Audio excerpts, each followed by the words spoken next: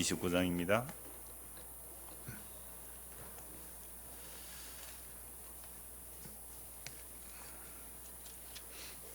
잠언 29장 9절부터 18절까지 보겠습니다. 잠언 29장 9절에서 18절까지 한 목소리로 읽겠습니다. 지혜로운 자와 미련한 자가 다투면 지혜로운 자가 노하든지 웃든지 그 다툼은 그침이 없느니라. 피 흘리기를 좋아하는 자는 온전한 자를 미워하고 정직한 자의 생명을 찾느니라. 어리석은 자는 자기의 노를 다 드러내어도 지혜로운 자는 그것을 억제하느니라. 관원의 거짓말을 들으면 그의 하인들은 다 악하게 되느니라. 가난한 자와 포악한 자가 섞여 살거니와 여호와께서는 그 모두의 눈에 빛을 주시느니라. 왕이 가난한 자를 성실히 신원하면 그의 왕위가 영원히 견고하리라. 채찍과 꾸지람이 지혜를 주거늘 임의로 행하게 버려둔 자식은 어미를 욕되게 하느니라. 악인이 많아지면 죄도 많아지나니 의인은 그들의 망함을 보리라. 내 자식을 징계하라. 그리하면 그가 너를 평안하게 하겠고 또 내 마음에 기쁨을 주리라. 묵시가 없으면 백성이 방자히 행하거니와 율법을 지키는 자는 복이 있느니라. 아멘. 오늘 18절이 중심이 되겠습니다만 18절 보시면 묵시가 없으면 백성이 방자히 행한다라고 말씀하죠. 율법을 지키는 자는 복이 있다라고 말씀합니다. 여기에 이제 묵시가 없다. 이 묵시라는 단어가 킹제임스 버전에서는 비전으로 되어 있거든요. 비전. 근데 이 묵시라는 단어가 히브리 말로는 하존인데요. 성경에서는 이상, 하나님의 이상을 보았다. 또는 계시, 묵시, 또는 환상, 예언. 하나님의 선지자들이 하나님께로부터 받아 전하는 내용이 뭐라고요? 묵시입니다. 율법과 조금 다른 의미예요. 모세의 그 율법, 토라라는 것과 좀 다른 의미죠. 모세의 율법을 받은 이스라엘 백성들이 하나님의 말씀으로 살지 아니할 때에 선지자들이 뭘 전한다고요? 예언을 하죠. 그걸 묵시라 그래요. 하나님께 보던 환상, 하나님이 받은 이상, 그 자기 마음대로 하는 게 아닙니다. 하나님의 계시를 받은 그걸 묵시라 그래요. 근데 이제 킹제임스나 또 여러 번역 성경, 영어 번역에서는 이거 묵시를 무슨 단어로 번역했다고요? 비전. 그래서 비전을 가지라. 비전 한글로 번역하면 뭡니까? 꿈, 뭐 또는 삶의 방향, 목표, 꿈, 비전. 하여튼 이런 얘기들이 세상 어디에보다도 교회에서 차고 넘쳤어요. 적어도 우리 한국교회 비전, 꿈 이런 얘기 한 30년, 30년 전부터 굉장히 많이 나오게 되었어요. 여러분 이런 이야기들은요 2002년 월드컵 때도 나오더라고요. 오늘 성민이 왔는데 2002년도 몇 살이었어요? 2살? 2002년도에 2살이었구나. 그때 월드컵 경기 보면 꿈은 이루어진다. 별도 하나 그려놓고 그때 월드컵 할 때 교회당에서도 예배 시간도 바꿔가고 그 다음에 큰 교회당에서는 이 프로젝트, 빔 프로젝트에 월드컵 경기도 틀어주고 교회에서 막 빵과 음료수도 주고 그랬단 말이에요. 와서 보라고요. 그때 꿈은 이루어진다. 그래서 교회에서 지금 좀 시들해졌지만 그래도 여전히 교회 안에서 꿈, 비전, 묵시, 환상 이런 단어의 사용이 넘쳐나는 것이 교회죠. 그럼 교회라는 것은요 종말론적 공동체거든요. 그러니까 사도행전에 오순절날 성리임하고 나면 성리임한 자들은 다 종말적 의식을 가지고 살았어요. 종말적 의식이 성도에게는 비전이거든요. 종말적 의식. 그래서 방금 우리 찬송한 내용도 그거예요. 지금 주님께서 우리를 두드리고 계시거든요. 피하지 말라. 하나님 말씀을 피하지, 예수님을 피하지 말라. 우리 늘 피하고 다니죠. 요리조리 미꾸라지처럼 얼마나 잘 피하는지 몰라요. 얼마나 말씀을 잘 피해가 도망다니는지 몰라요. 그런데 피해도 하나님 자기 백성은 어떻게 해요? 우리가 곁길로 피해도 마음속에 와버리는 거죠. 그러니까 주님께서 하나님의 말씀이 우리에게 주어지면 정말 예수님의 십자가로 하나님의 약속을 완성하시고 성령을 부어주시면 정말적 의식을 가지게 돼요. 여러분 세상의 모든 단체는요, 세상의 모든 단체는 비전을 말합니다. 회사도 마찬가지고요, 학교도 마찬가지고요, 세상의 교회라는 것도 다 비전을 얘기해요. 그러니까 종말적 비전, 종말론적 비전을 가지는 것은 성령이 임하지 않으면 안 되거든요. 그런데 종말론적 비전도 이상하게 세대주의적 해석을 한 자들이 많아요. 그러니까 7년 대환난을 피하기 위해서 어디로 가자? 피지로 가자. 그러니까 그런 식으로 계산해서 나오는 사람 전부 가짜예요. 그래서 정말로 종말론적인 공동체가 이 교회의 모습인데, 오히려 교회가 비전, 꿈, 환상을 얘기해서 저는 그게 종말적 비전인지 하고 이렇게 그 비전을 추구하는 사람들 들어봤거든요. 말을 들어보고 추구하는 방향을 보니까 뭐 비전 센터도 많이 짓더라고요. 근데 그 비전, 꿈이라는 내용을 한꺼풀 이렇게 벗겨서 보니까 종말적 비전이 아니라 눈에 보이는 세상적 비전을 말하더라는 거죠. 눈에 보이는 세상적 비전. 그러니까 성경에서 도대체 어떤 꿈과 비전인가, 이거 제가 청년 때 찾아본 거거든요. 도대체 성경에 비전이 있는가, 꿈이 있는가 쭉 찾아보니까 오늘 읽었던 말씀, 잠언 29장 18절 말씀 한 곳이 나와요. 비전이라는 단어는 그게 묵시거든요. 묵시라는 것은 하나님의 계시를 받은 선지자들 하나님의 말씀을 선포해서 책망하고 회개하고 돌이키라는 말씀이에요.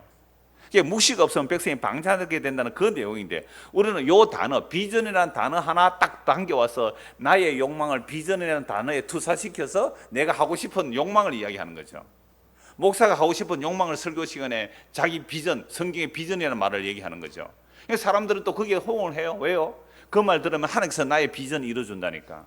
이런 식으로 비전이 가장 오용되는 것이 오늘 이 땅의 교회의 모습이에요. 그러면서 또 꿈에 대한 얘기를 얼마나 말해야 합니까? 어려서부터 우리는 요셉에 대한 얘기를 많이 들었죠. 꿈을 가지라, 비전을 가지라. 요셉이 꿈꾸고 싶어서 꿨습니까? 그럼 꿈이라는 것은 내가 꾸고 싶어서 꾸는 게 아니거든요. 그리고 요셉의 꿈은 계시입니다. 하나님의 계시는 내가 받고 싶어서 받는 게 아니에요. 요셉은 꿈으로 인하여 형제들에게 미움을 받습니다. 죽을 뻔했어요. 그러다가 겨우 죽이면 뭐 하겠나 해서 노예로 팔아버립니다. 괜히 꿈꿔가지고 꾸고 싶었어요. 그게 하나님께서 주신 꿈을 가지고 형제들에게 얘기했더니 그 꿈 때문에 미움을 받아서 노예로 팔려갔잖아요. 죽을 고생합니다. 그래도 목사님 나중에 총리가 됐잖아요. 성에서 총리 됐다고 요셉이 그거 좋아합니까? 요셉은 내 해골을 메고 나가라 그랬습니다. 이 땅의 영광이 아니라는 거죠. 요셉이 죽을 때 자기 자식들에게 유언할 때에 내 해골을 메고 나가라 그랬단 말이에요. 그래서 무려 한 300~400년 지나서 모세 때에 요셉의 해골을 취하여 출애굽합니다. 나는 이 애굽의 영광에 있을 사람이 아니라는 거죠. 그래서 약속의 땅에 묻는 걸로. 그래서 여호수아서를 보면요, 여호수아 끝부분이 요셉의 해골을 장사 지낸 거로 여호수아가 끝이 나요. 이 약속의 땅에 들어왔다는 얘기 아닙니까? 그러니까 세상에 애굽의 총리됐다는 그런 비전과 꿈을 얘기하는 게 아니에요. 오히려 요셉이 하나님의 계시를 받게 되므로 시편 105편 18절 안 찾아도 됩니다. 보면 하나님의 말씀이 이루어지기 위해서 요셉을 미리 연단시켰다고, 그 발이 쇠사슬에 묶여서 연단시켰다고 나옵니다. 오늘날도 마찬가지예요. 하나님의 계시, 하나님의 꿈, 하나님의 묵시, 하나님의 비전을 받는 사람은 고난을 당합니다. 그게 성경 전체의 비전의 얘기거든요. 묵시의 얘기고 꿈의 얘기고 환상에 관한 얘기입니다. 자, 그래서 전도서 5장 7절은 이런 말씀이 있습니다. 그 잠언 바로 뒤에 전도서니까 요거 한번 찾아보고 갑시다. 전도서 5장 한번 보십시오. 전도서 5장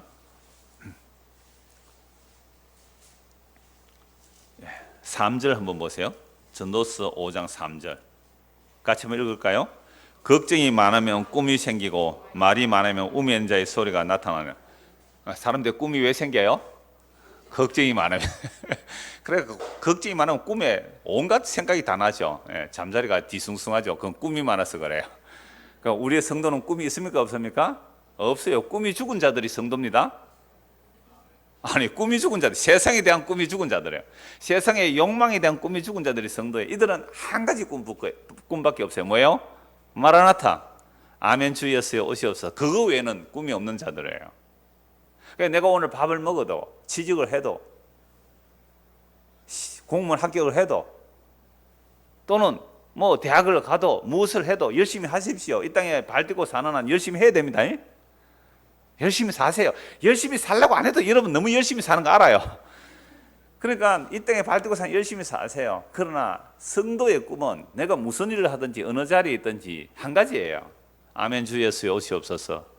나는 주님 보고 싶습니다. 그게 꿈이어야 돼요. 그게 소망이고 비전이어야 됩니다. 자, 그래서 사람들이 걱정이 많으면 꿈이 생겨요. 그러니까 내가 막 걱정 많고 꿈이 많다 이것은요, 아 나는 지금 예수님을 안 믿구나 이렇게 생각하시면 됩니다. 7절 보십시오. 전도서 5장 7절 같이 읽읍시다. 꿈이 많으면 헛된 일들이 많아지고 말이 많아도 그러하니 오직 너는 하나님을 경외할지어다. 꿈이 많으면 뭐요? 뭐가 많아진다고? 헛된 일들이 많아져요. 그러니까 지금 이 땅에 워낙 꿈 비전을 얘기해가지고 교회 안에 얼마나 헛된 일이 많이 생깁니까? 조용하게 겸손하게 신랑 오기를 기다리면 되는데 교회가 너무 비전이 많아가지고 막 비전을 너무 많아요. 비전 꿈이 너무 많아가지고 뭐가 많아졌어요? 예수님이 없어져 버렸어요. 뭐만 남았어요? 헛된 꿈들만 가득해요. 헛된 꿈들만 가득해요. 정말 사탄은 교묘합니다. 우리로 하여금 하나님의 영광을 위한 꿈을 이루자는 것 때문에 진짜로 남겨져야 할 그 비전이 사라져버리면 이건 뭐 속고 있는 거죠. 그래서 헛된 꿈, 꿈이 많으면 헛된 일들이 많아지고 말이 많아도 그러하니 오직 너는 하나님을 경외하라. 그래서 헛된 꿈 그거 듣지 말고 뭘 들어야 돼요? 진짜 말씀 묵시를 들어봅시다. 오늘 본문 9절입니다. 지혜로운 자와 미련한 자가 다투면 지혜로운 자가 노하든지 웃든지 그 다툼은 그침이 없느니라. 이게 주어가 좀 불분명해요. 노하고 웃는 자가 지혜로운 자인지 미련한지 이게 잘 분별이 안 돼요. 히브리 원문이. 그래서 세 번역은 이렇게 번역합니다. 지혜로운 사람이 어리석은 사람을 걸어서 소송하면 어리석은 사람이 폭언과 야유로 맞으므로 지혜로운 사람은 안심할 수 없다. 그러니까 이건 이제 노하든지 웃든지 하는 사람이 미련한 자로 보는 거죠. 그러니까 주어가 불분명하니까 이렇게 번역할 수 있는데요. 그러면 잠언에서 지혜로운 자는 여호와를 경외하는 사람이거든요. 그러니까 여호와를 경외하는 이 지혜로운 사람하고 미련한 자하고 서로 다툼이 일어나면 누가 이기겠어요? 미련한 자가 이깁니다. 미련한 자가 이겨요. 왜 미련한 자가 이기냐면 미련한 자는 우리가 앞에서 살펴봤어요. 미련한 자는 자기의 마음을 믿는 사람이에요. 자기의 마음을 믿고 다른 사람의 말을 안 들어요. 이게 미련한 사람입니다. 근데 지혜로운 자는요, 하나님의 말씀을 믿는 사람이거든요.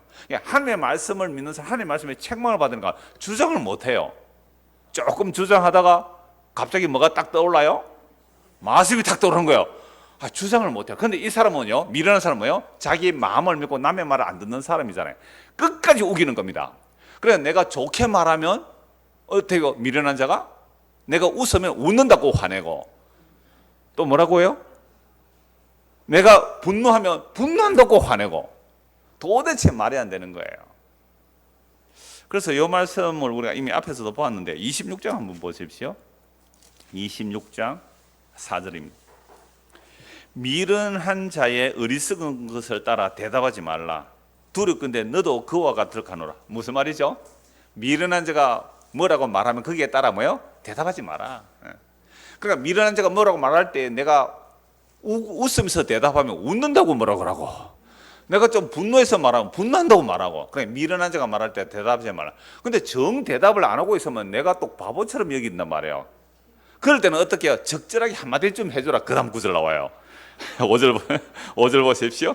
미련한 자에게는 그의 어리석음을 따라 대답하라.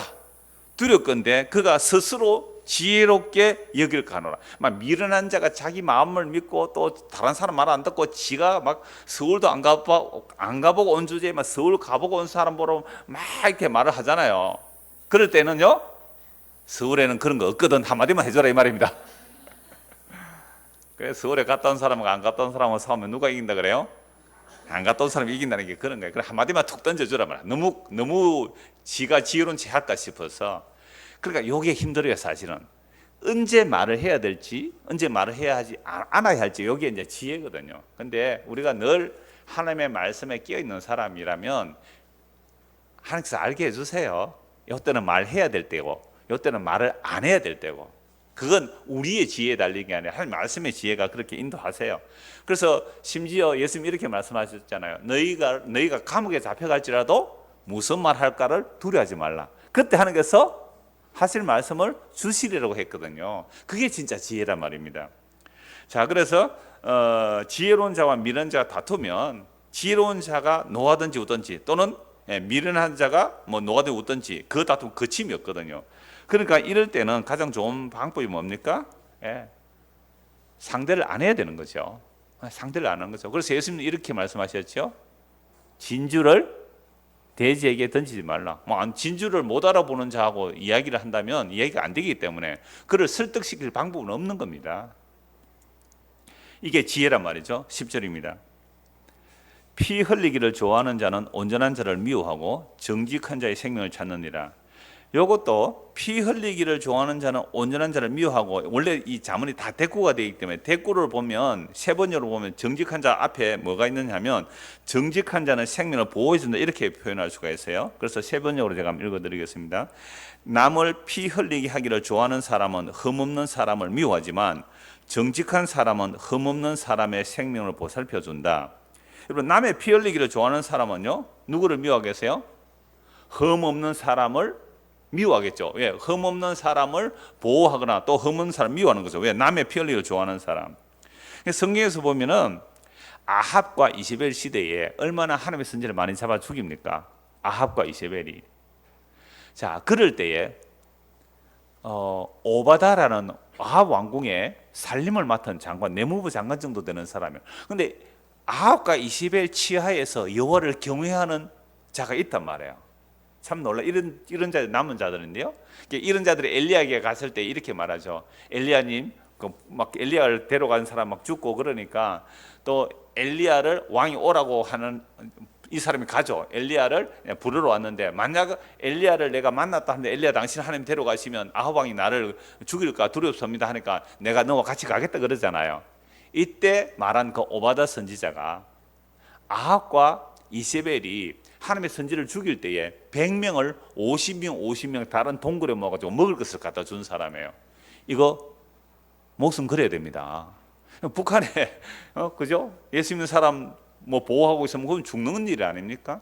그러니까 이런 자들이 있었다는 거죠. 그래서 그런 말씀을 보고 10절을 보면요, 피 흘리기를 좋아하는 자는 온전한 자를 미워하고, 그러니까 피 흘리기 좋아하는 아합과 이세벨 같은 자들은 오바다 같은 사람 알면 죽이려고 하는 거예요. 근데 오바다 같은 사람은 어떻게 한다고요? 정직한 자의 생명을 보호해 주는 거죠. 이건 정말 목숨을 거는 일입니다. 그런데 이런 일들은 사실 주님 다시 오시는 그날까지 계속될 거예요. 피 흘리기를 좋아하는 자는 흠 없는 자를 미워해서 죽이려고 할 것이고, 그러나 하나님의 자기 백성은 또 하나님의 자기 백성을 보호해 주시더란 말이죠. 그렇게 주님 오시는 그날까지 가게 될 것입니다. 11절입니다. 어리석은 자는 자기의 노를 다 드러내어도 지혜로운 자는 그것을 억제하느니라. 여기서 노라는 것을 마음으로 번역해야 되는 겁니다. 그래서 어리석은 자는 자기의 노를 다 드러내어도, 그러니까 어리석은 자는 자기의 마음을 다 드러내어도, 그러니까 마음, 격정, 그러니까 사람의 속을 확 다 드러내도 지혜로운 자는 어떻게 한다고요? 그것을 억제한다. 다른 말로 하면 절제한다는 거죠. 여러분, 잠언서를 보면 수많은 지혜 중에 절제하는 것이 지혜이거든요. 그런데 어리석은 자는 뭘 팍 다 쏟아나요? 분노를 다 쏟아내요. 여러분, 싸울 때에 화를 벌컥 쏟아내는 사람하고 덜 쏟아내는 사람은 누가 이길까요? 덜 쏟는 사람이 이기는 거예요. 화를 벌컥 다 쏟아놓는단 말이죠. 그러니까 이 자기 마음을 쏟아놓는 자가 어리석은 자고, 지혜로운 자는 어떻게 해요? 그 노를 또는 격정을 다 안 쏟아넣죠. 이걸 가지고 뭐 세상에서 말할 수 있어요. 절제를 가지라, 그죠? 절제를 가지라. 그런데 세상에서 말하는 절제는 인간의 의지적인 노력으로 절제를 하는 겁니다. 그러나 여호와 앞에서 겸손히 행하는 것이 바로 뭐 하는 거예요? 성경에서 말하는 절제예요. 그러니까 내가 대놓고 화를 다 품을 수 있어요. 사람과 사람 사이에, 그죠? 뭐 분노하며 싸울 수 있잖아요. 그러나 내가 정말 하나님 앞에 산다면 하나님 앞에서 잠잠할 수밖에 없는 자신을 발견해요. 그래서 스가랴 2장 3절에도 여호와 앞에 잠잠하라고 합니다. 시편 37편 7절 말씀에 이런 말씀입니다. 여호와 앞에 잠잠하고 참고 기다리라. 자기 길이 형통하며 악한 꾀를 이루는 자 때문에 불평하지 말라. 자기 길이 형통하고, 시편 37편이 악인의 형통에 대해서 고민하는 내용이거든요. 악인이 형통하고 뭔가 일이 잘 되는 그런 사람들 때문에 불평하지 말고 잠잠히 참고 기다리라. 여호와 앞에 잠잠히 참고 기다리라. 그러니까 여호와 하나님 앞에 맞닥뜨려진 자들은 자기의 속을 확 다 드러낼 이유가 없는 거죠. 자기의 의로움으로. 여러분, 사람이 분노하는 것은요, 두 가지인데 원한과 복수심이에요. 사람이 분노할 때 원한이 있고 복수심이 나오는데 원한은 힘이 없어서 분노하는 것을 원한이라 그래요. 갚을 방법이 없잖아요. 근데 분노는요, 복수심은 뭐예요? 힘이 있어서 상대방을 찍어 누르고자 하는 겁니다. 그러니까 이러한 자들이 어떻게 잠잠할 수 있어요? 하나님 앞에 세워진 자죠. 하나님의 심판을 아는 거죠. 하나님의 심판 앞에 맡길 수 있는 거죠. 내가 하나님 앞에 서니까 내가 분노할 자격이 없는 자임을 아는 겁니다. 그래서 절제하는 것이죠. 이게 뭐 인간의 절제를 가지고 절제할 수 있는 게 결코 아닙니다. 누가 날 한 쿡 찔러 보세요. 나오는지 안 나오는지. 그러니까 우리가 날마다, 오늘 제목이 그거예요. 설교 제목이 묵시가 없으면, 날마다 이런 말씀에 노출되어져야 돼요. 날마다 이런 말씀이 우리에게 다가올 때에 도망가지 마시란 말이에요. 피하지 말란 말이에요. 그 말씀이 우리 안에 임하시면 내가 그 분노가 울컥 나오는 것들이 주님을 먼저 생각하게 되죠. 그러면 잠잠하게 되는 겁니다. 그 다음에요, 12절. 관원이 거짓말을 들으면 그의 하인들은 다 악하게 되느니라. 여기서 관원이란 말이요, 그 치리자 이렇게 되어 있습니다. 통치자. 그럼 한 나라로 말하면 대통령이 되겠죠. 우리나라 같으면 대통령이 거짓말을 잘 들으면 누구도 다 악하게 돼요? 그 신하도 다 악하게 돼요. 지금 우리나라 그렇잖아요. 대통령이 거짓말을 잘 들어가지고 그 밑에 신하들도 지금 어떻게 돼요? 감옥에 얼마나 많이 가 있습니까 지금. 그러니까 한 나라의 통치자 또는 지도자가 거짓말, 거짓을 막 자기 받아들이면 그 밑에 사람도 다 악하게 되는 거죠. 이게 사실은 세상 나라예요. 어떤 정권이 잡아도 정권이라는 것은 어마어마한 힘이에요. 지금 뭐 정권이 바뀌어서 좀 진보 정권이 정권을 잡았지만 이들의 권력도 막강하거든요. 그래서 권력은 무서운 겁니다. 너무너무 무시무시한 거예요. 근데 이런 권력을 가지고 정말로 거짓말을 믿지 않고 정직하게 성실하게 정권을 유지한다는 것 얼마나 힘든지 몰라요. 자, 그러나 세상은 이렇게 통치자들이 거짓말을 듣고 거짓이 횡행하는 그런 나라들이지만, 여러분, 하나님의 나라는요, 거짓이 통하지 않는 나라입니다. 하나님은 거짓을 모르시는 분이시거든요. 그러니까 하늘나라는 거짓이 없어요. 그럼 목사님, 그건 하늘나라만의 이야기가 아니라 이 땅에서는 어떻게 살아야 됩니까? 라고 말할 수가 있죠.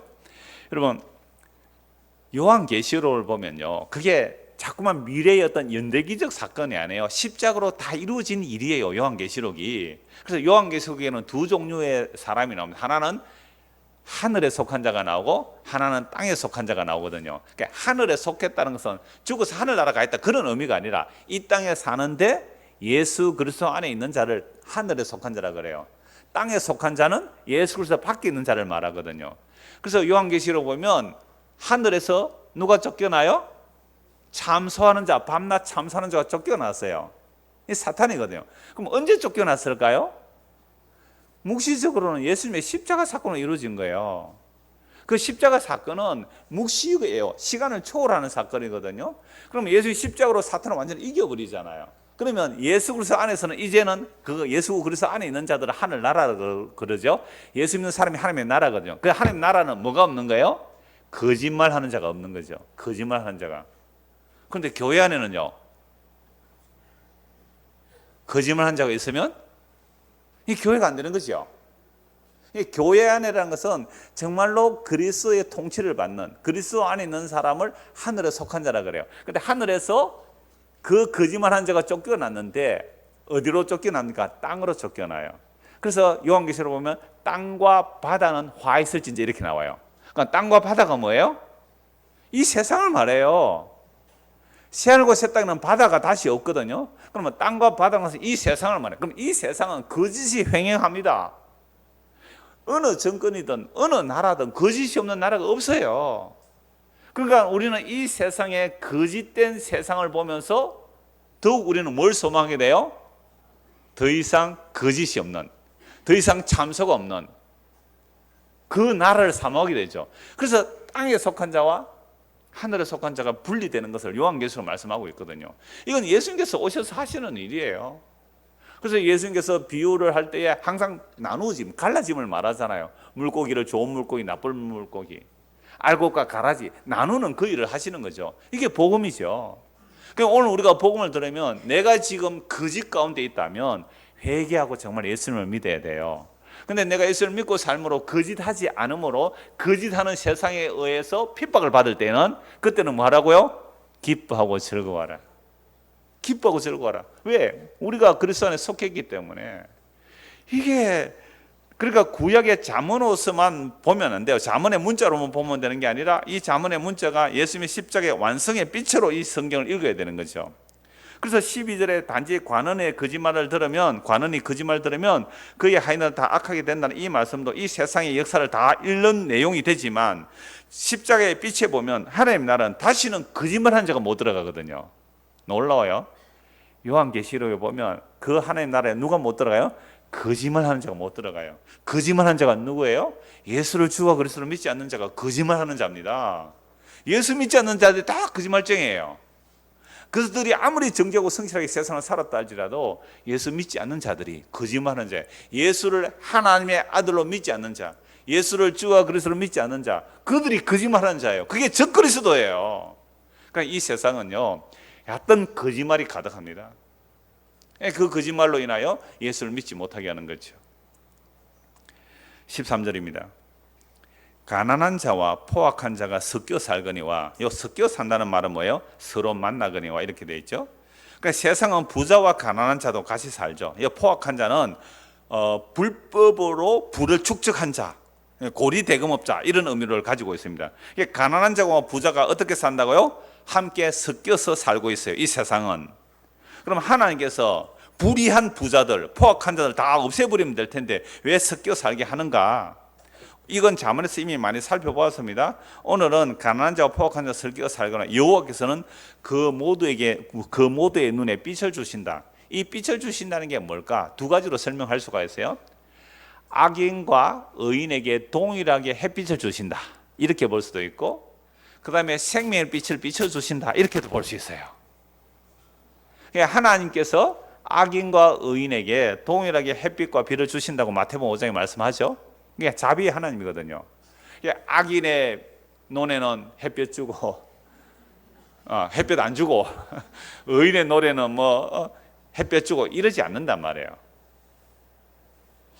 그런 농사 짓는 사람 얘기를 잠시 들었는데, 이렇게 가물어도 농사가 잘 될 수 있게 하는 방법은요, 토지를 자연 상태로 그 자라난 식물들을 다 거름으로 채워두면 어지간한 가뭄에도 다 농사가 된대요.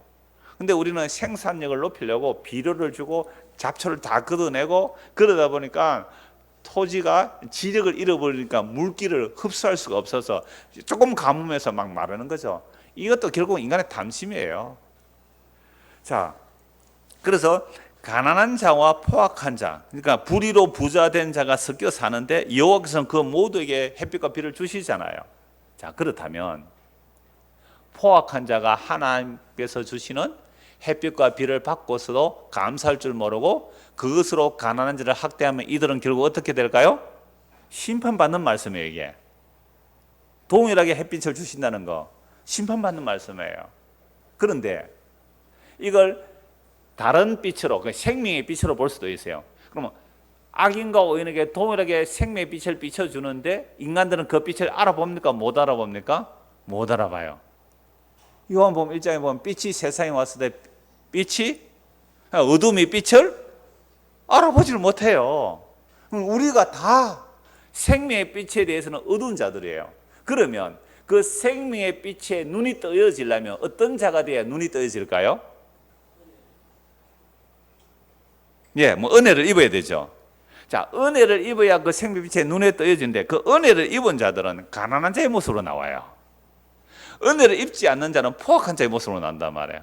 불의로 치부한 자들, 불의로 형통한 자들, 이들이 포악한 자거든요. 그러니까 이들에게 빛이 안 비춰주는 거죠. 그런데 가난한 자들에게 빛이 비춰주는 거. 그래서 예수님이 오셨을 때에 복음을 받아들인 자들이 어떤 사람이었어요? 심령이 가난한 자, 고아 과부 나그네. 이들에게 빛이 비춰지는 거죠. 그러면 우리가 마음이 가난해져서 복음을 받아들이는 것이 아니라 정말 하나님의 은혜를 받았기 때문에, 하나님의 복을 받았기 때문에 우리의 마음을 낮추어서 뭘 보게 하시는 거예요? 생명의 빛을 보게 하십니다.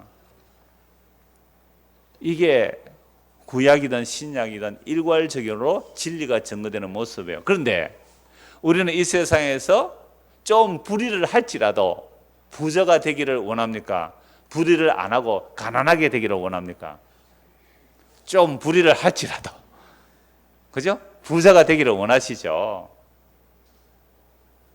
그러니까 오늘도 우리는 보세요. 이 말씀 한 절, 그러니까 13절의 이 한 말씀을 가지고, 이 말씀이 묵시거든요. 계시, 선지자의 계시의 말씀이 우리에게 살아서 다가오면 우리의 삶의 가치관이 바뀔 수밖에 없잖아요. 대한민국은 어때요?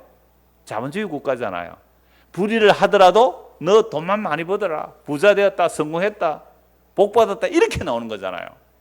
비록 내가 가난할지라도 나는 생명의 빛으로 즐거워하겠습니다. 이게 뭐요? 성도잖아요. 이거 정말로 원하세요? 그래서 복 받은 사람이 적은 거예요. 그래서 은혜 받은 사람이 적은 거란 말이에요. 제가 요새 기억의 정말 책을 읽고 있는데요. 천국에 가면 우리의 옛날 아프던 기억들이 어떻게 될까, 그걸 연구한 책이에요. 제가 처음 이사야 65장 읽을 때 새하늘과 새 땅은 이전 것은 기억나거나 생각나지 않는다 그러잖아요. 그럼 그 옛날에 아팠던 기억, 누가 나에게 피해를 준 것, 또는 내가 가해한 것, 그런 것들이 출애굽과 그리스도의 구속으로 인하여 이 땅에서 치료되고 용서되고 구원받아야 돼요. 그래야 천국에서 그 기억이 생각이 안 나는 거예요. 왜? 그 분이 너무 좋아서, 그 용서가 너무 좋아서, 그 천국이 너무 좋아서. 별로 실감이 안 되시는 눈치예요. 여러분, 조금 아플 때, 그죠? 막 머리가 찌끈찌끈하고 막 컨디션이 안 좋고 이럴 때요, 갑자기 손가락이 하나 툭 부러지면 어때요? 시시하게 아프던 것은 하나도 기억이 안 나죠. 그렇죠? 제가 반대로, 우리가 뭐 세상에 슬프니 기쁘니 좋으니 나쁘니 뭐 그런 거 있더라도 진짜 기쁜 거 딱 오면 어때요? 그거 기억 안 나요. 근데 하나님은 창조주의 하나님이기 때문에 영원히 기쁨으로, 아까 이거 한번 찾아보고 갑시다. 예, 이사야 65장 한번 찾아보고 가겠습니다. 잠언에서 뒤로 바로 넘기면 이사야 나옵니다. 이사야 65장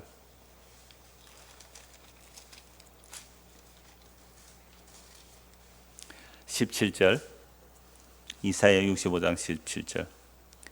보라, 내가 새 하늘과 새 땅을 창조하나니 이전 것은 기억되거나 마음에 생각나지 않을 것이야. 옛날에 아프던 기억, 누가 나를 피해 준 기억, 그죠? 뭐 헤어졌던 아픔, 뭐 고통 준 아픔, 그게 천국에서 기억나면 그게 천국이겠어요? 근데 이게 기억을 완전히 망각할까? 완전히 잊어버릴까? 아니면 생각이 나지 않을까? 그런데요, 생각이 안 난대요. 왜요? 너무 좋았어. 새하늘과 새 땅이 너무 좋아. 생각이 안 난대요. 이전 것은 기억되거나 마음에 생각이 안 난대요. 왜요? 너희는 내가 창조하는 것으로 말미암아 영원히 기뻐하며 즐거워할지라. 영원히 기뻐하며 즐거워하는 나라, 하나님 나라예요. 그렇다면 오늘 우리가 이 묵시를 받았다면, 그죠? 이 묵시를 받았다면 뭐가 이루어지기를 기도해야 돼요? 그 나라와 그 의를 구하면 그 나라가 임하기를 기도하면 되잖아요. 조금만 참으면 되죠, 뭐. 자, 다시요. 본문 14절. 왕이 가난한 자를 성실히 신원하면 그의 왕위가 영원히 경과되라. 13절과 연결할 수 있죠? 가난한 자와 포악한 자가 섞여 살지만 여호와께서는 그 모두의 눈을 비춰준다. 그러면 세상은 포악한 자가 권력을 잡아요. 그죠? 포악한 자가 권력을 잡아요. 권력을 잡고 금력을 잡아요. 자, 그런데 그러한 나라들은 망해요. 그러나 왕이, 아까 왕이 12절과 연결도 되죠? 그 왕이 거짓말을 들으면 그의 하인들이 다 악하지만 왕이 가난한 자를 성실히 신원하면 그의 왕위가 영원히 경과하리라. 이 세상 역사도 증가합니다. 왕이 타락해서 자기 자신의 측근들의 배만 불리면 그 나라 오래 가지 못해요. 혁명이 일어납니다. 쿠데타 일어나요. 반란이 일어난다고요. 이 세상 역사도 마찬가지잖아요. 이런 빈익빈 부익부가 심화되면 심화될수록 혁명이 일어나기가 쉬워요. 그래서 공산주의가 파고들기 쉬웠을 때가 우리나라에 왜 아직도 우리가 남북이 이렇게 나눠져 있는지 근대사를 쭉 한번 보십시오. 어떻게 공산주의가 잘 파고들었냔 말이에요. 우리나라의 지주들의 그 행포는 말도 못했습니다. 대부분 소장농들 너무너무 가난했어요. 그 소장농의 아픔들이랑 선 뭐 토지 같은 이런 소설도 보면 너무 잘 나오잖아요. 저도 가난한 소장농의 아들이라서 그걸 좀 알아요. 가난한 소장농들에게는요, 공산주의 사상이 뭐로 들려요? 정말 천국의 복음으로 들려요. 근데 사도행전 3장 4장에도 보십시오. 성령 충만하니까 니꺼데모스 막 나누었잖아요. 공산주의가 망한 것은 인간의 탐심을 인정하지 않은 거예요. 유물론자들이기 때문에 법으로 바꾸면 바꾸는 줄 알았어요. 근데 공산주의 혁명이 성공하니까 공산주의자들이 권력을 잡아버리죠. 그래서 망하는 거예요.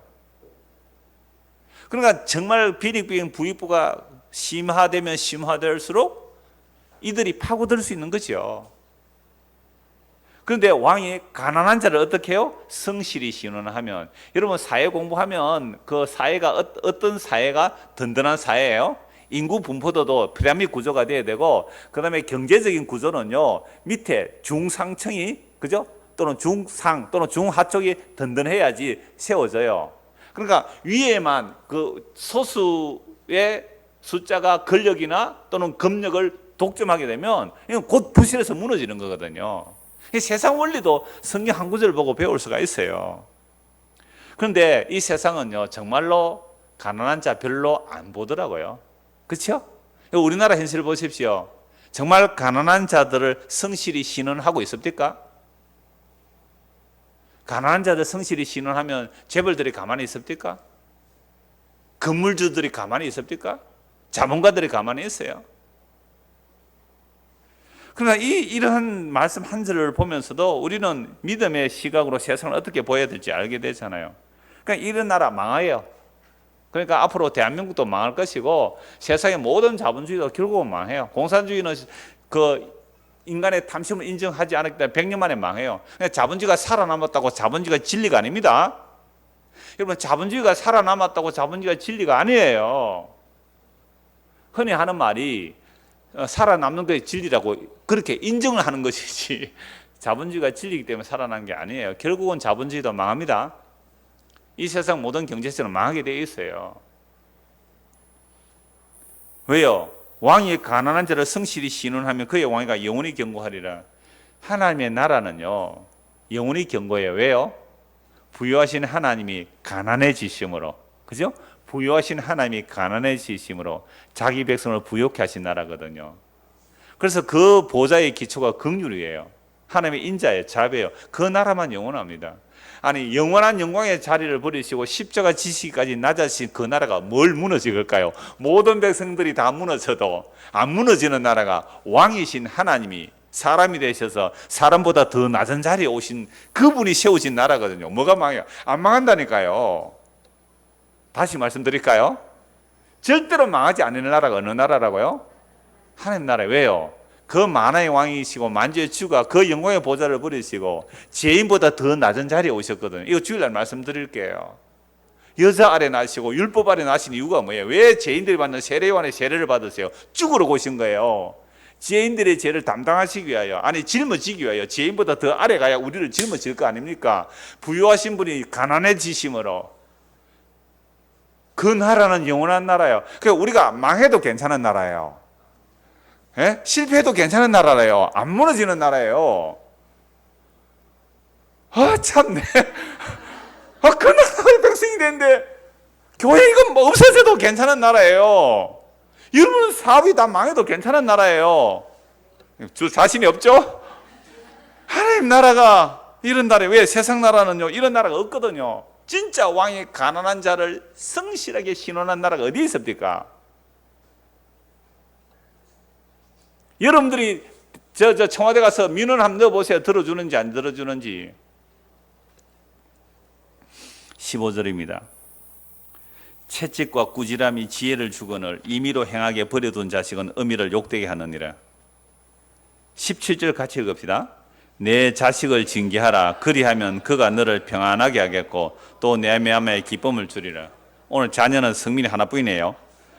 자, 성민이 잘 보십시오. 15절 채찍과 꾸지람이 지혜를 주거늘 임의로 행하게 버려둔 자식은 어미를 욕되게 하느니라. 내 자식을 징계하라. 그리하면 그가 너를 평안히 하겠고 또 내 마음에 기쁨을 주리라. 여러분, 성경은 부모가 자녀를 징계하라고 합니다. 그 징계를 채찍과 꾸지람이라고 하는데요. 채찍과 꾸지람은 부모의 욕심을 이루기 위해서 채찍과 꾸지람을 사용하면 안 됩니다. 성경에서 자녀에 대해서 채찍, 징계거든요. 꾸지람은 여호와 경외를 위한 꾸지람이어야 돼요. 그러니까 자기의 욕망을 위해서 아이를 채찍과 꾸지람하면 안 돼요. 그러니까 우리나라의 예를 들어보면요. 정말 우리나라는 그 어른들이 아이를 함부로 했어요. 우리 방정환 선생이 어린이날을 만들 때만 해도 어린이는 정말 천대꾸리였습니다.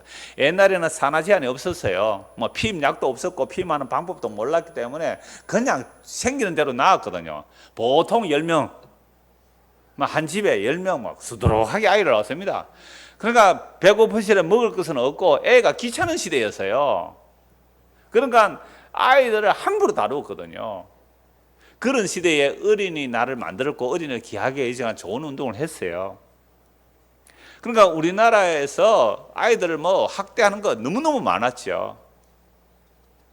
그러나 정말로 정상적인 가정에서 자녀들을 정직하게 바르게 키우기 위해서 매를 드는 것은 우리나라는 허용이 되잖아요. 근데 요즘 어때요? 집에서 일하면요, 주일학교 때 이 얘기 했더니 그러면 가정폭력으로 신고하겠대요. 부모를 경찰에 신고하겠대요. 가정폭력이라고.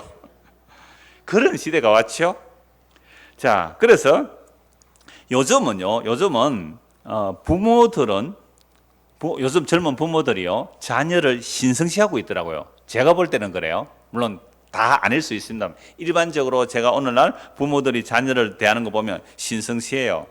그리고 인간의 마음과 생각과 계획이 어려서부터 항상 악한데, 그런데도 이런 자녀들의 욕망을 잘 발휘할 수 있도록 온갖 뒷받침을 잘해주는 것이 능력 있는 부모가 되는 것으로 생각하더란 말이죠. 그래서 재력 있는 할아버지와 정보가 있는 엄마가 있어야 자녀를 이렇게 키울 수 있다. 자, 그런데 이러한 결과는요, 여호와 경외도 없을 뿐더러 부모 자신도 이런 아이들로 인하여 나중에 욕을 당해요. 아이들이 마음의 생각이 어려서부터 악하거든요. 근데 그걸 오냐고 키워줬어요. 요즘 아이들이 인사하는 아이들을 봤습니까? 옛날에 시골에는요, 마을 공동체로 아이를 혼내고 다스렸어요. 내 이놈 하면 머리를 숙였어요. 근데 요즘 교회에서 아이들이 인사하는 거 봤어요? 그래서 제가 어른들에게 먼저 인사를 하라고 합니다. 어른들에게. 저는 주일 학생들은 내가 먼저 인사합니다. 오셨습니까? 이렇게 먼저 인사를 해요. 그럼 애들 요라고 합니다. 그래, 어때는 요랬도 안 해요. 네가 뭔데 하면서 지나가요. 여러분, 이게 올바른 거예요? 여러분, 아이들이 요즘 하도 인사를 안 하니까 인사만 잘해도, 정말 그래요. 아이가 인사만 잘해도 50점 먹고 가요. 다른 거 다 덮어준다니까요. 그 정도로 오늘날 아이들을 그냥 신성시해 버렸어요. 심각합니다. 이 폭탄들이 나중에 자기 부모에게로 돌아가요. 돌아오고 있어요. 지금 돌아오고 있단 말이에요. 그래서 에베소 6장 4절 말씀은 주의 자녀를 교훈과 훈계로 양육하라. 주의 교훈과 주의 훈계로 양육하라 그럽니다. 이거 부모가 마땅히 해야 되는 거예요. 그러니까 여호와 경외를 하지 않으면 부모도 욕을 얻어먹는 것이고 이 아이의 장래도 얼마나 힘들겠어요. 그래서 여호와 경외하도록 교훈하고 훈계하는 것 지극히 마땅합니다. 이번 지방선거에서 그 진보적인 교육감들이 거의 다 당선이 되었죠. 이들이 학생 인권 조례를 제정한다고 말을 해요. 물론 마땅히 학생의 인권 보호돼야 되죠. 피부색이나 남성 여성으로 차별받으면 안 됩니다. 그러나 인권을 절대화하여 조례를 만들면 어떤 일이 일어날까요? 우리 아이의 모든 성적 취향도 이건 천부적인 것이기 때문에 허용해야 된다, 이렇게 나오는 거예요. 그러니까 인권이 신성화되어 버려요. 절대화되어 버려요. 그러면 성경에서 인간이 죄인이라는 말을 못하게 되죠. 사람의 마음의 생각과 계획이 어려서부터 항상 악하다는 말을 못해요. 그러니까 오늘날 진보라는 교육의 미명하에 인간의 욕망을 극대화시켜주는 교육을 시키고 있습니다. 물론 중세시대 때에 왕권 신수설이 있습니다. 왕의 권력은 신으로부터 왔기 때문에 백성들을 억압하고 착취했어요. 그럴 때는 정말 왕권을 뒤집어 엎는 혁명들이 일어나죠. 우리나라 독재 시절이나 또는 조선 왕조 시대도 유교의 영향 아래 군사부 일체였어요. 임금과 선생님과 아버지는 하나다. 그래서 그런 권력으로, 아버지의 권력으로 여자를 억눌렸고 아이를 억눌렸거든요. 근데 이것이 요즘 뒤집어져서 이제는 아예 페미니즘 정도가 아니라 여성 상위 시대가 정말로 되어서요. 그러니까 동일하게 잘못했을 때에 남자가 훨씬 피해를 입는 시대가 와버렸거든요. 그러니까 이게 뭐냐면 옛날에 중세 시대에 왕조가 권력을 행하고 또는 뭐 군사부 일체 유교적 영향 아래 권력을 행했을 때에 정말 여성과 아이들이 고통받았거든요. 근데 오늘날은 오히려 이게 반대 방향으로 되어가고 있는 현상입니다. 그런 것들을 인권이라는 이름으로 또는 민주라는 이름으로 절대화 시켜버리면 앞으로 성경에서 죄입니다라는 말을 못하게 되어 있는 거죠. 지금 방향이 그런 식으로 가고 있어요. 그래서 뭐 어떤 죄를 가지고도 교회에서 그게 죄입니다라고 말을 못하게 되어 있어요. 저는 앞으로 할 겁니다. 뭐 법을 정하든지 뭘 인권법을 정하든지 말든지 저는 이게 죄입니다라고 말할 거예요. 그래가 감옥에 가면 되죠. 뭐. 실제 이런 일들이 일어나고 있어요. 여러분 관심이 별로 없죠. 이런 부분에 있어서. 그래서 다시요. 채찍과 꾸지람이 지혜를 주거늘 임의로 행하여 버려둔 자식은 어미를 욕되게 하느니라. 17절 내 자식을 징계하라. 그리하면 그가 너를 평안하게 하겠고 또 내 마음에 기쁨을 주리라. 그러니까 오늘 이 시대는요. 정말 하나님이 절대 권력이 아니에요. 인간이 절대 권력이 되어버렸잖아요. 그래서 인권을 하다 보니까 공권력도 보세요. 경찰이 범인을 잡는데 과도하게 잡으면 인권 문제가 드러나기 때문에 과도하게 못 잡으니까 잡으러 간 경찰이 어떻게 돼요? 칼에 찔려 죽었죠. 얼마 전에.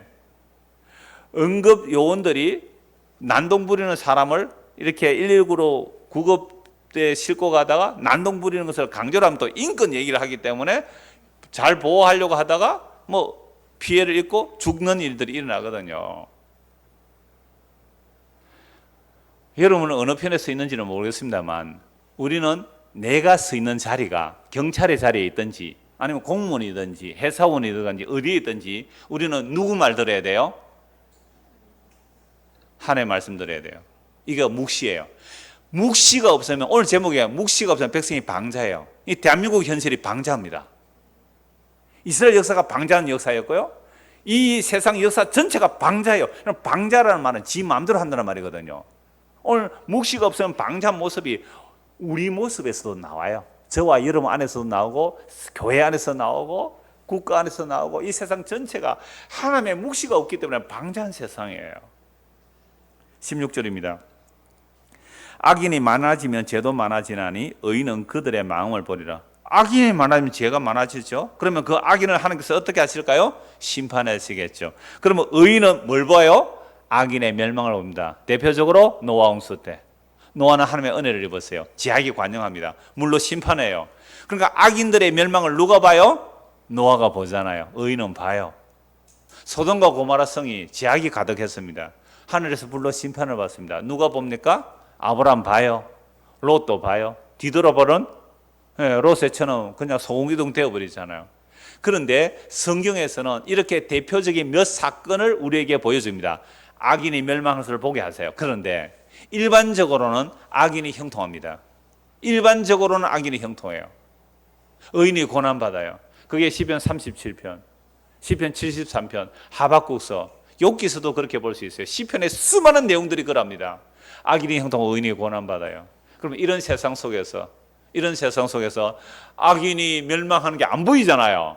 그래서 시험이 드는 거예요. 하나님 살아계신 거 맞아요? 그러면 악인이 벌받고 의인이 잘 돼야 되는데 의인이 고난받고 악인이 형통한 것을 보니까 하나님 살아계신 거 맞아요? 이렇게 질문했을 때에 하나님께서는 하박국 선지를 통해 뭐라고 말씀하셨어요? 그러므로 의인은 믿음으로 살아라. 시편 아까 37편에서는 이렇게 해요. 그러므로 너는 여호와 앞에 잠잠히 기다리라. 여호와 앞에 잠잠히 기다리라. 내가 알아서 한다. 그래서 악인은 결국 멸망해요. 그러면 우리가 믿음의 눈으로 본다는 것은 이미 악인의 멸망을 본 거예요. 이미 악인들이 멸망한 것을 믿음의 눈으로 보면 이미 다 심판받는 거잖아요. 그걸 보는 것을 믿음의 눈이라 그래요. 그렇다면 우리는 악인의 형통을 부러워하는 것이 아니라 안 됐다, 불쌍하다, 너 회개하고 예수 믿어야 돼. 악인을 향하여 그렇게 봐야 돼요. 이게 악인이 많아지면 죄도 많아지나니 의인은 그들의 망을 보려다. 이미 본 거예요. 우리는 믿음의 눈으로 이미 악인의 망을 본 거예요. 근데 악인을 부러워하고 그 악인을 추구한다고요? 망할 길로 가는 거지요. 교회가 그걸 형통이라고 한다면 그건 교회가 망할 길로 가는 겁니다. 이제 오늘 18절 결론입니다. 같이 읽읍시다. 묵시가 없으면 백성이 방자에 행하거니와 율법을 지키는 자는 복이 있는데, 요 방자하다는 말이 우리 한글로 풀면 마음대로, 지 마음대로 행한다 이렇게 되어 있습니다. 그러니까 묵시가 없으면, 하나님의 계시가 없으면, 하나님의 선지자의 책망이 없으면, 하나님의 말씀이 없으면 백성이 어떻게 해요? 지 마음대로 행한다. 여러분, 우리는 지금 하나님의 말씀 듣고 있지요. 매주일마다 듣고, 특히 수요일 오시는 분들은 일주일에 2번이나 듣지요. 그러면 우리는 방자에 행합니까? 방자에 안 행합니까? 큰일 났다. 그러니까 우리가 말씀을 들어도 방자에 행한단 말이에요. 내 마음대로 행한다. 그럼 말씀을 안 들으면 방자에 행하는 줄도 모르고 방자에 행합니다. 예? 하나님 말씀 안 들으면 지 마음대로 살면서도 지 마음대로 사는 줄도 몰라요. 또 하나, 율법적으로 교회에서 막 가르치면 지는 율법을 지키기 때문에 하나님 마음대로 안 살았다 하잖아요. 그래서 자기는 방자에 안 살았다고 하는데 그 사람은 더욱 방자하고 사는 겁니다. 나 율법 지켜서 의로워. 너희들은 네 마음대로 살지. 수요일날 어디 갔었어? 방자에 행한 사람. 이렇게 말할 거잖아요. 그런데 율법 지키면 더욱 방자한 모습을 찾아봅시다. 성경 몇 곳 찾겠습니다. 출애굽기 32장 보십시오. 출애굽기 32장입니다.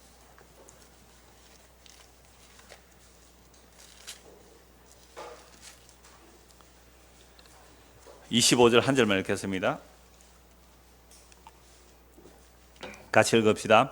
모세가 본적 백성이 방자하니 이는 아론이 그들을 방자하게 하여 원수에게 조롱거리가 되게 하였습니다. 잘 아는 말씀이죠. 방자하다 2번이나 나오죠. 모세가 본적 백성이 방자하니, 누가 방자하게 했어요? 아론이 그들을 방자하게 했다 이 말이죠. 여러분, 이스라엘 백성이 출애굽합니다. 어린 양의 피로 구속받아 10가지 재앙 속에서 살아남고 홍해바다를 건너 시내산 앞에서 피를 뿌려 언약을 맺었어요. 피를 뿌리는 것은 생명을 거는 언약입니다. 언약 어기면 죽겠다는 언약이에요. 그리고 하나님 앞에 언약의 돌판을 받으러 시내산에 올라갔습니다. 모세가 뭘 전하는 사람이요? 묵시를 전하는 자. 그죠? 모세가 묵시를 전하는, 하나님 말씀을 전하는 자. 모세가 며칠 사라졌어요? 40일. 그럼 이스라엘 백성들이 밑에서 뭐라 그래요? 모세는 없고 뭐가 없어요? 묵시는 없고 우리를 인도할 자가 없으니 우리를 인도하여 낼 신을 우리를 위하여 만들어내라. 놀라워요? 하나님을 믿는데 어떤 하나님이요? 우리를 위한 하나님, 그게 우상이거든요. 우리를 위해서 만들어내라. 그러면 아론이 뭘 해야 돼요? 아론이 책망해야죠. 여호와 하나님은 보이지 않는 하나님이시고 언장으로 일하시는 하나님이니까 좀 기다려라 하고 아론이 백성들을 뭐 해야 돼요? 묵시로 책망해야 되는데 아론 안에 뭐가 없었어요? 묵시가 없었어요. 그러면 백성들의 여론에 밀린 거예요. 백성들의 여론에 밀린 거예요. 모든 백성들이 아론을 죽이려 할지라도 이것은 틀렸습니다라고 말을 해야 되는데 아론 안에 그 묵시가, 모세가 받은 묵시가 없는 거죠. 그럼 아론은 단지 모세의 말을 뭐예요? 전달하는, 아까 바로왕에 갔을 때도 전달하는 역할밖에 못했죠. 그러니까 묵시가 없단 말은 하나님 말씀이 없으니까 아론이 어떻게 해요? 그래 내가 너희들이 원하는 신을 만들어줄게. 너희 금귀걸이 다 가져오너라 해서 그걸 만들어 부어서 뭘 만들어요? 금송아지 만들었어요. 이것이 너희를 애굽에서 인도하여 낸 여호와 하나님입니다 해서 그 앞에서 뭐해요? 백성들이 먹고 마시며 여호와를 섬긴다고 기뻐 뛰며 즐거워하죠. 이게 뭐예요? 방자에 행한다. 지 마음대로 하나님을 섬기는 거예요. 그럼 방자한 게 뭐예요? 자기 마음에 원하는 대로 마음대로 자기가 하나님을 섬기는 것. 뭐가 없이요? 하나님의 말씀 없이. 이게 방자한 거예요. 그러니까 모세가 돌판으로 오다 깨뜨리잖아요. 다시 돌판 받죠. 정말 방자하죠. 한 40년이 지납니다. 이제 시내산 언약 후에 모압 언약이 새로 형성되는데 40년이 지나요. 신명기 18장을 한번 보십시오. 신명기 48장.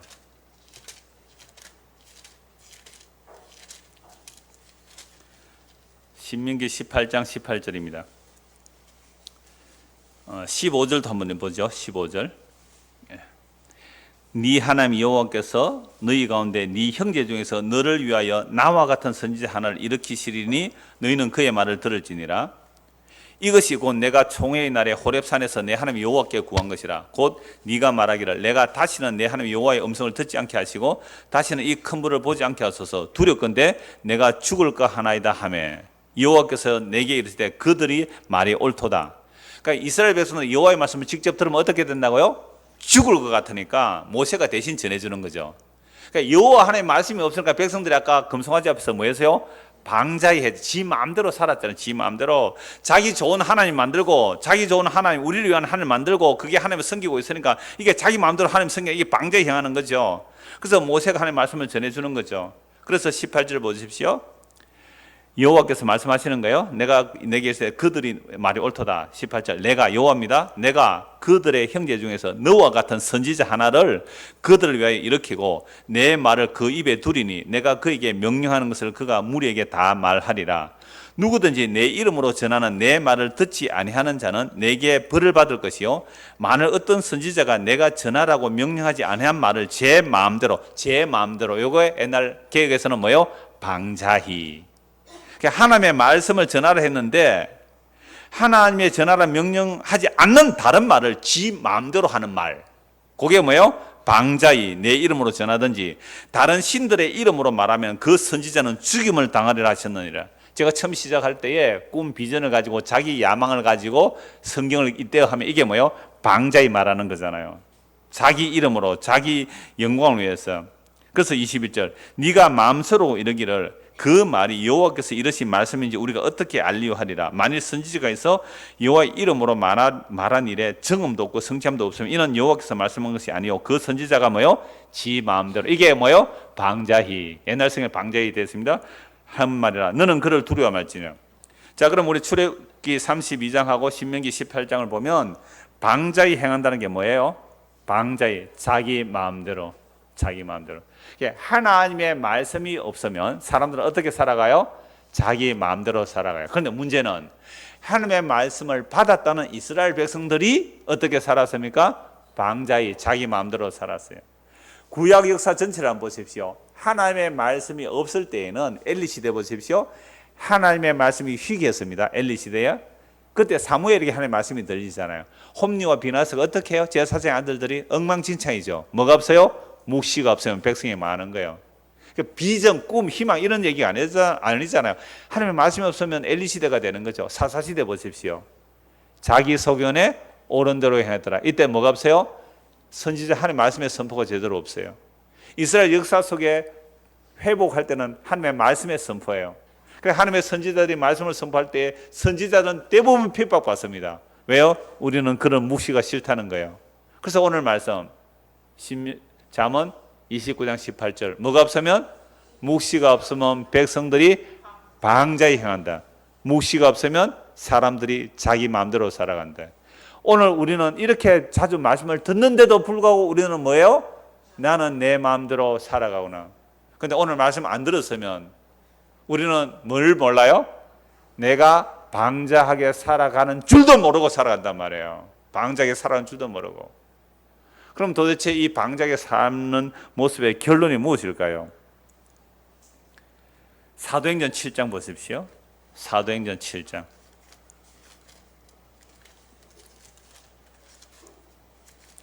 사도행전 7장 37절입니다.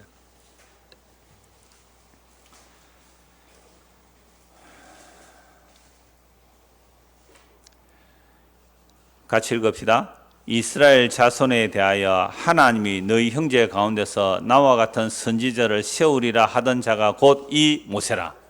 요게 신명기 18장 15절 또는 18절에 나오는 말씀이죠. 여호와 하나님께서 모세에게 말씀하시죠. 앞으로 내가 너와 같은 선지자를 일으킬 텐데 너희는 누구 말 들으라? 그의 말을 들으라. 그럼 그가 누구예요? 예수님이죠. 너희는 그의 말을 들으라.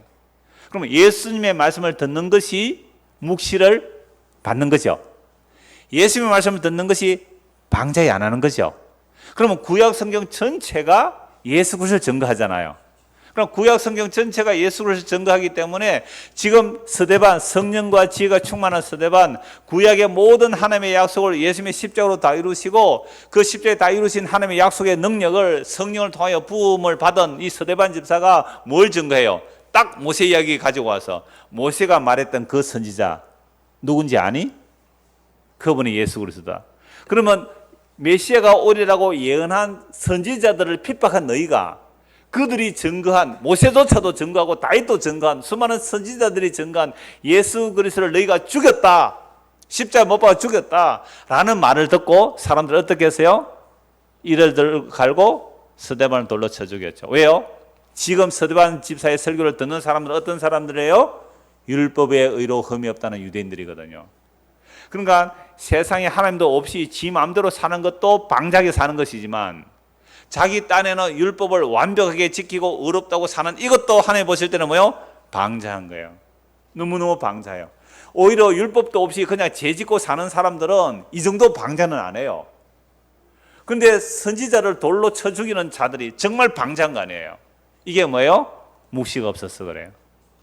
그래서 스데반 집사가 성령이 받은 것은 묵시를 받은 거예요. 계시를 받은 거예요.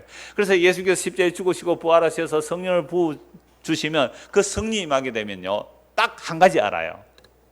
나는 그동안 방자하게 살았습니다. 나는 내 마음대로 살았습니다. 그런데 오늘도 나는 내 마음대로 살았습니다. 주여, 나는 당신의 용서가 아니면 살 수가 없는 사람입니다.